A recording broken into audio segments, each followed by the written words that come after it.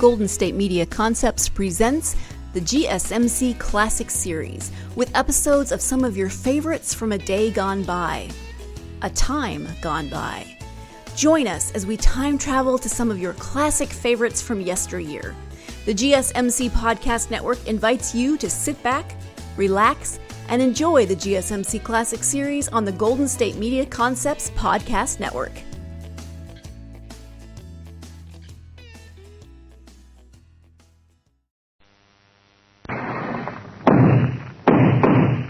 Half a dozen bullets smashed through the window. I just held my breath and said a few appropriate words to any archangels that might be listening. I felt something bite into my neck. I thought, so long, Mike. It's been fun.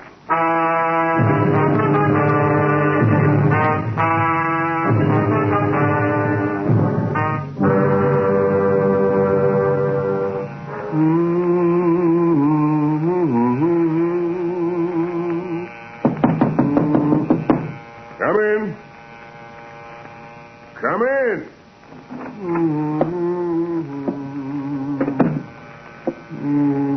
Mr. Michael Shayne, the private detective. Yeah, have a chair. I'll be finished shaving in a second. Thank you. You always shave in your office? Yeah, usually.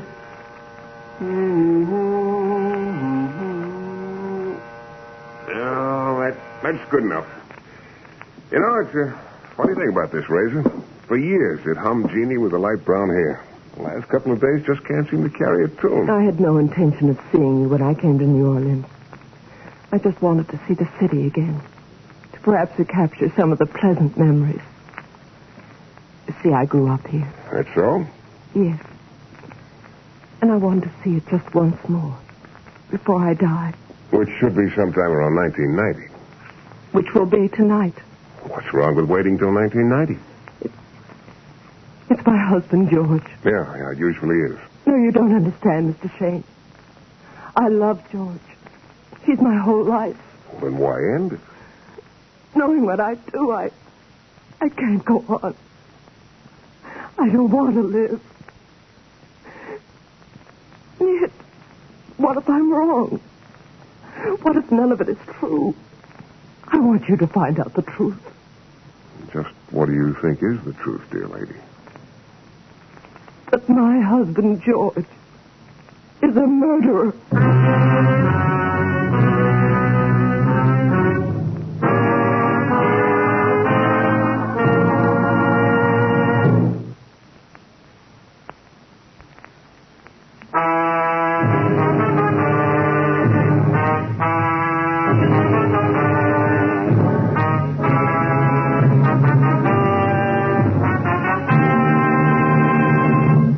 Her name was Grace Morrison. Mrs. George Morrison, to be exact. She lived in the capital city of a neighboring state, and she was so madly in love with her husband, she was about to drop dead. If that's that love they write those beautiful songs about, I'll stick to my electric razor. Anyway, I told her to go back home, that I'd take a run up and see her as soon as I'd cleared up a few things around the office, and that we'd soon find out whether her husband was a murderer or not. In either case, I was to get my usual $20 a day. Lovable little me. As it turned out, I didn't arrive in her city until early the next evening.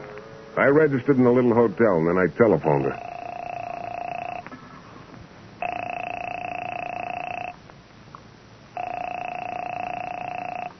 Phone seemed to ring forever. And just when I was about to hang up... Hello? Mrs. Morrison? Hello? Hey, what's wrong? Hey, Mrs. Morrison. Hello? Hello? 20 minutes later, a taxi let me out in front of a small bungalow. A guy was standing on the front porch, fumbling in his coat pocket. He heard me coming and spun around. What do you want? Morrisons live here. What did they do? Well, I just talked to Mrs. Morrison on the phone. She sounded like she was in trouble. What is this, another one of their tricks? Whose tricks? Come on, get this door open. I'm warning you, if you try You anything... may be dying in there. Will you open this door? Dying? Step on it. Hey, what are you shaking for? Well, Here, give me that key. They've done anything to Grace. Grace! Grace, all right? Wait! Yes!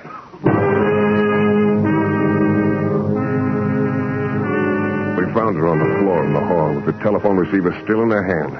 The guy who turned out to be her husband carried her to her couch. I headed for the gas heater, shut off the gas, and started opening windows. When I got back to the living room, Grace was coming out of the fog. You're going to be all right, sweetheart. You're going to be okay. You better call a doctor, Mr. Morrison. She looks okay. Call a doctor. But what? If we can work it without a doctor... What's the matter? Don't you trust anybody? Look, mister, I don't know who now, you let's not start that again. See if you got any spiritual ammonia in the house. I think we have. All right, put a spoonful in the glass of water and make it snappy. All right. I'll get it right away. Hey, Morrison, don't close the front door. We need air in here. There's plenty of air coming through the windows. I'll get the medicine now. Friendliest man in town. George. Huh? George. Party. Wasn't you. George. Couldn't have been you. George.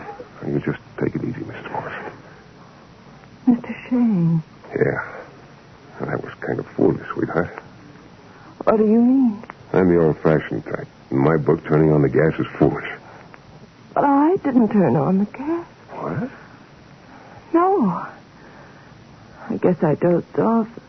The phone woke me up and the house was full of gas. I didn't realize how bad until I answered the phone and everything started blacking out. Well, then who did turn on the gas? I don't know. You think it was your husband, don't you? I don't know. Well, I don't think so. Not the way he acted when he came in here. Mr. Shayne, I don't know what to think anymore. What makes you believe he's killed anybody? I'll talk to you later. No, while he's still upstairs. No, Mr. Shayne. Come on. The telegrams. That's what started it. Telegrams? The first one came 6 months ago. George had been out of work for so long, and he was desperate. As soon as he got the telegram, he went away without saying a word. He came back 2 days later with $250. Well, that doesn't mean anything. He could... He wasn't the same, George. He began having terrible nightmares. He'd wake up screaming he didn't want to kill. And that's not all that happened. Someone was trying... Coming back. How are you feeling now, Grace? Better, George. I don't know what happened, George. It's okay. Okay, we'll talk about it later. Here, take a drink of this. If they've done this... Who's they, Morrison? Huh? Oh, nothing. Come on, Grace. I'll take care of you.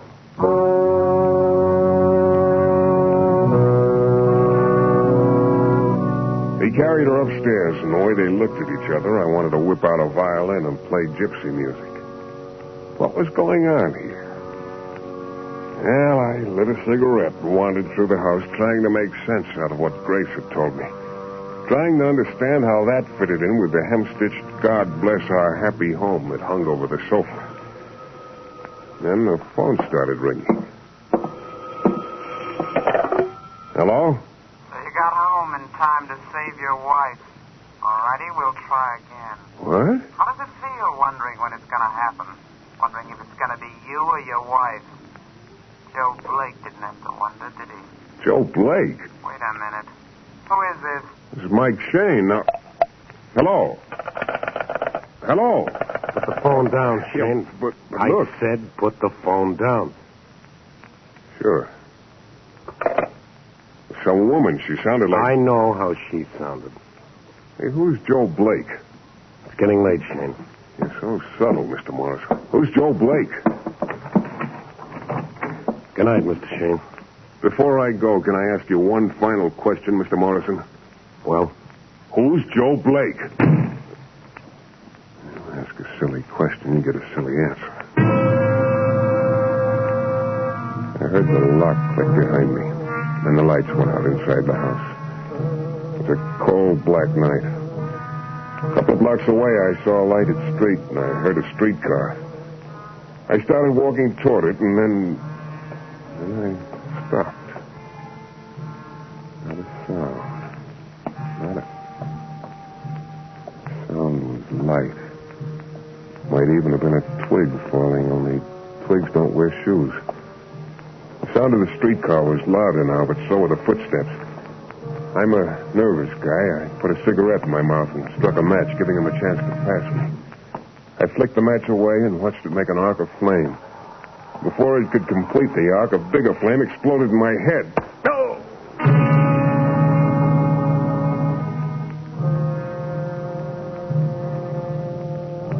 I don't know how long it lasted. It was like spending the summer in a cement mixer. The pain didn't mean anything after a while, and I stopped trying to crawl away. All right, Ralph, that's enough. I said that's enough.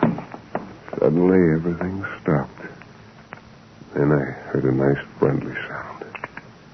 A gun getting ready for action. Turn the flash on him, Ralph. You can see him all right, Ruthie. I want to see him better than all right.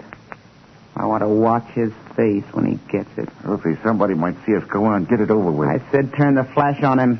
All right, all right. They had the lights on Joey when he died.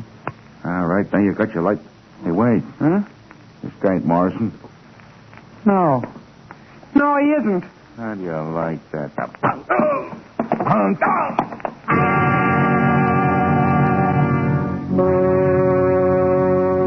I guess eventually Ralph's foot started hurting him. Anyhow, he stopped kicking, and they left. For a long time, I lay there, snuggling up to a couple of rusty garbage cans. A moth-eaten tomcat came up and stared at me for a long time, but he figured I was too big to eat, so he moved on, too. Outside of that, I was left all to myself, at peace among the melon rinds. It wasn't all wasted, though. I was beginning to fit things together. It sure looked now like husband George had killed Joe Blake. Well, finally, I was able to get to my feet and find a taxi and get back to my hotel. As I walked through the lobby of my hotel, somebody climbed out of an overstuffed chair and started toward me. It was George Morrison. I've been waiting for you, Shane. Oh, it's too bad. What happened to your face? I ran into some friends of yours, Morrison. I want to see you upstairs. Well, I hope that's a first aid kit you're holding in your pocket. Upstairs, Shane.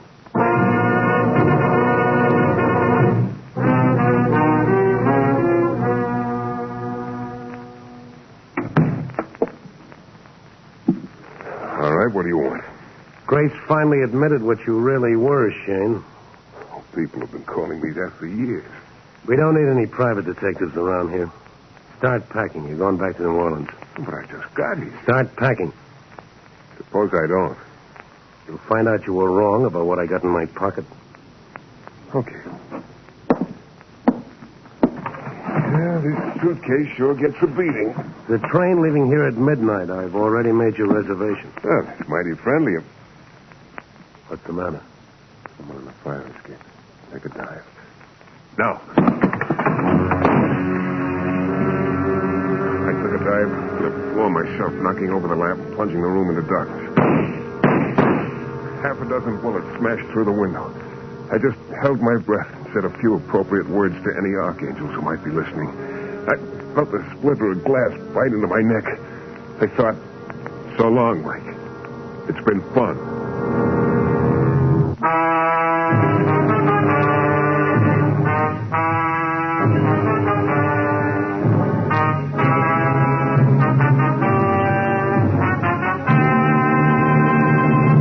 Life was getting complicated again. Here I leave the peace and quiet of New Orleans to come to this town because Grace Morrison had decided her husband George was a murderer. And everything that had happened since my arrival had convinced me that the lady was so right. Now I was nibbling the rug on my hotel room floor while someone on the fire escape kept pumping bullets through the glass at George and me. Finally, I realized that the shooting had stopped. Then I heard footsteps down the fire escape. I raced to the window just as some guy reached the yard below. At the edge of the yard, a girl huddled against a fence, trying to keep out of range of the street lamp. She was wasting her time, though. Even from where I stood, I recognized her as Ruthie, the little sweetheart I'd met in the alley earlier in the evening.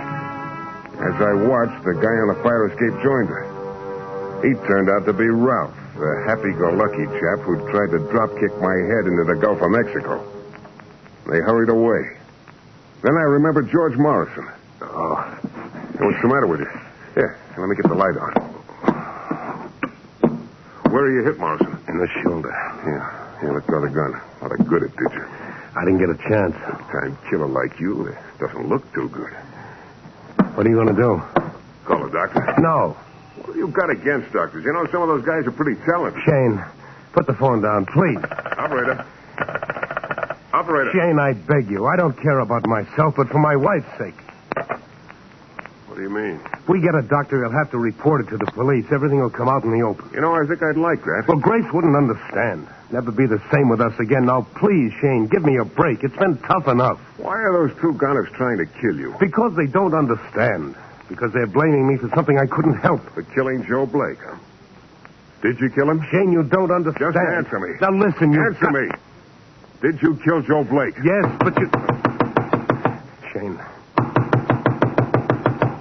Who's there? The house detective, Mr. Shayne. Shayne, if you'll let me explain, you'll understand everything. All right.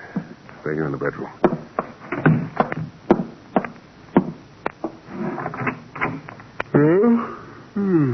What is it? Some of the guests report hearing shots. They say they think they came from your suite, Mr. Shayne. My sweet. Well, man, I was just taking a nap. Nice mattresses you got in this hotel. You didn't hear any shots? When I sleep, I don't hear nothing. Yeah? So how come you heard my knock? Yeah, that's right. You know, science has a lot of things to explain. Shots didn't come from your bedroom. No. Well, all right. Sorry to have disturbed you, Mr. Shayne. No, it's okay, officer. Well, come around any time at all. Okay, now, George, start to... Hey, George. It wasn't any George. It was only a little trail of blood leading to the window. For the second time that night, somebody clattering down the fire escape. Leave it to a house stick to knock on the right door at the wrong time.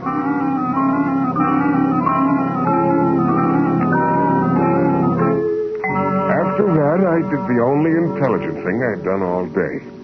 I went to sleep. Early the next morning, I called Grace Morrison. She told me that George had come home late with his arm all banged up. Said he'd bumped into something. Then I went over to the police department. Being as coy as possible, I tried to find out if the cops were looking for George Morrison or a reasonable facsimile. They weren't. I went to the public library and got out all the old newspaper files. You know, I didn't find Morrison's name, but Joe Blake's name was scattered through the crime news like confetti. A cheap little hoodlum who'd done everything in the books. One picture showed him and Ruthie smiling at each other across a nightclub table. Ruthie looked better in those days. The last item said Joe was being sought in connection with a gangland murder. That was 6 months ago. There were no more papers. The librarian told me the other issues hadn't been bound yet, but she'd get them for me. I couldn't wait. Something was clicking in my brain. I left the library and headed for the corner drugstore. I found a phone booth. Dialed the Times Express. I knew a guy on the crime beat.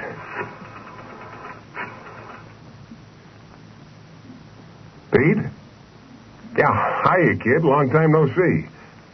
It's Mike Shayne. Yeah. Hey, Pete, can you give me a little information? Yeah. Ever hear of a guy named Joe Blake? Yeah. Yeah, I thought so. Oh, tell me, what finally happened to Joe? There comes the dawn. And the guy who pulled it? Yeah, I know it's supposed to be confidential, but... Or was his name George Morrison? Yeah. Hey, Pete, tell me something, will you?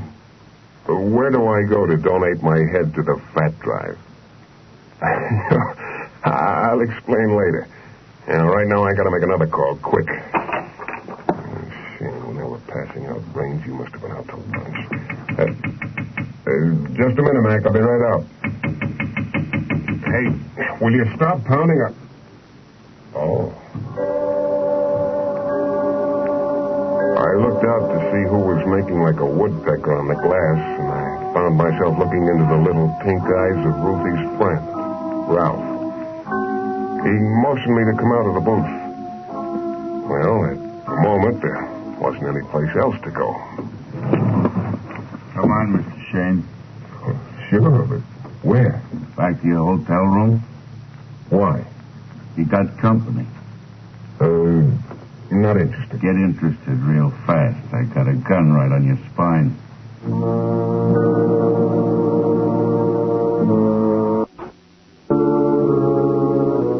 So we went back to my hotel room. He waited in the hallway till I unlocked the door and closed it behind me. Then I heard him going back down the hall. I stood for a moment in the darkness. Then I saw a glowing cigarette. I snapped on the light. It was Ruthie making herself very comfortable on the sofa. She sat up, smoothing her dress down with one hand and holding a gun in the other. Nice couch. Nice room. Mine. I know. That's why I came. I'm only paying for a single. They're liable to raise the rent. Would you mind? Yeah.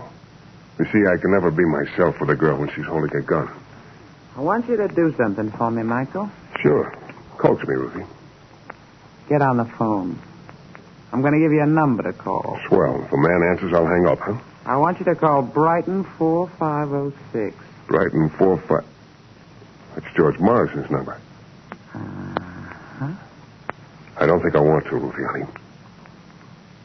It's a shame, Michael. And I'm going to have to kill you. Go on, get on that phone. Brighton 4506. Yeah. Operator. Brighton 4506. 4506, thank you. What do you want me to say? I want you to tell George Morrison to come over and see you right away. Tell him it's very urgent. As the phone rang, I glanced out the window. Down on the sidewalk, I saw Ralph leaning against a lamppost and reading a paper. I guess it was then that the idea came to me. It wasn't great, but so what? I had about as much chance as a guy buying a ticket on the Irish sweepstakes, only if I lost, I couldn't just tear up the ticket and try again next year. Hello? Oh, hello, Grace. This is Mike Shayne. Oh, Mr. Shayne, I'm so glad you called. I'd like to speak to your husband, George. He's on his way over to see you at the hotel. I don't know what for. What? Yes, he... Oh, fine. Well? You're in luck, Ruthie. Morrison's on his way over here now. Isn't that nice, Mike? You must have gone for Joe Blake in a big way. We were so right for each other, Joe and I. When that happens, you don't want to lose it. Where are you going? Open this window. It's stuffy in here. Sit down. You get nervous, Mike. Me fresh out of bromide. I said sit down. But I didn't sit down right away. Now the plan had to work. There was nothing else. I looked down at Ralph again. While I watched, he looked up. I sat down on the windowsill, lit a cigarette. Ruth was thinking about Joe Blake. You could tell it by looking at her eyes, her lips. She didn't even notice me. I signaled to Ralph with my head for him to come up. He dropped the newspaper and looked confused, but he didn't move. No, the plan was no good. I started walking again. I told you, sit down, Mike. Okay, Ruthie, but I've seen it work in a lot of bad pictures. What are you talking about? Nothing. You get it. Okay. Yeah? Let me talk to Ruth. Oh, you better tell her that yourself. Huh? I told you. Hello? Hello? What's going on up there? I'm coming up. He hung up. Who was it? It was your friend Ralph. What did he say? George Morrison just came into the lobby. He's on his way upstairs. All right. Sit down on that chair. Funny about love, isn't it, Ruthie? When it's right, you're singing in the rain. When it's wrong... There was nothing wrong with Joe and me. It's the only good thing that ever happened to me. And Morrison had to destroy it. It wasn't Morrison. He just did what he was told. Said what he was told. Ruth, there's only a few seconds left. This is the last chance you're ever going to have in all this world. Give me that gun. No. Open the door for Morrison and then duck. No. Hurry up. Suppose it's your boy, Ralph. Were you kidding? Open that door, Shane, or you'll never open another one. No, Ruthie. All right, Mike.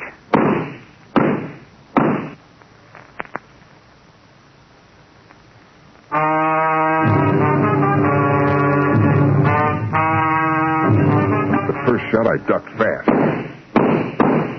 Then I realized that she wasn't shooting at me. She was shooting through the door. And even before the smoke cleared away, a trickle of red began slipping in from under the door like a calling card. She started for the door, chuckling to herself, like she'd suddenly gotten the tagline of a joke that had been bothering her for weeks. Then she opened the door, saw her pal Ralphie crumpled in the hall. She stopped laughing. She stood in the doorway, her head thrown back like she was going to sing grand opera. Only all that came out was one piercing, crazy scream. Yeah, it was all over. All the way around.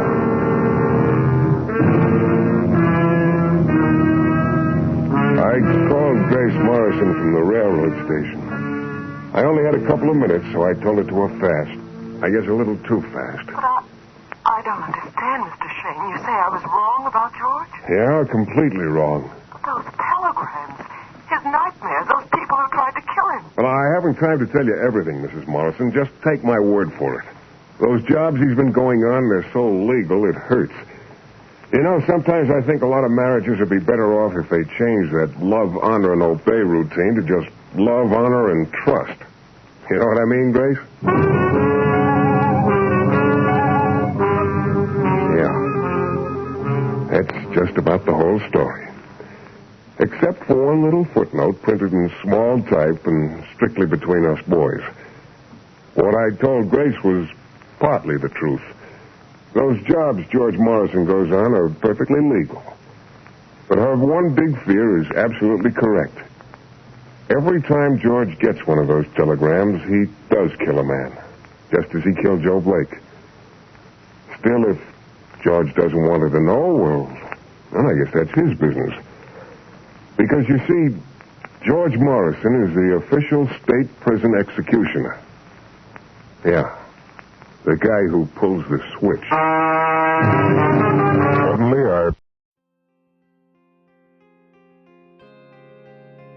You've been listening to the GSMC Classic Series, part of the Golden State Media Concepts Podcast Network.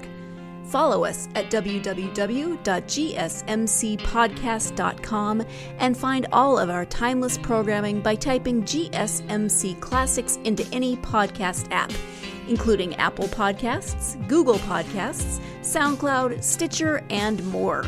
Remember to subscribe to the GSMC Classic Series podcasts of your choice to stay up to date on new episodes. And if you could take a minute to give us a nice review, that really helps us to get this ageless programming out to others who would enjoy it just as much as you have. Check out all of our GSMC Classic Series podcasts. Whether you're in the mood for comedy, romance, adventure, history, science fiction, horror, or anything in between, the GSMC Classic Series has you covered. Thank you, and we hope you have enjoyed today's program on the Golden State Media Concepts Podcast Network.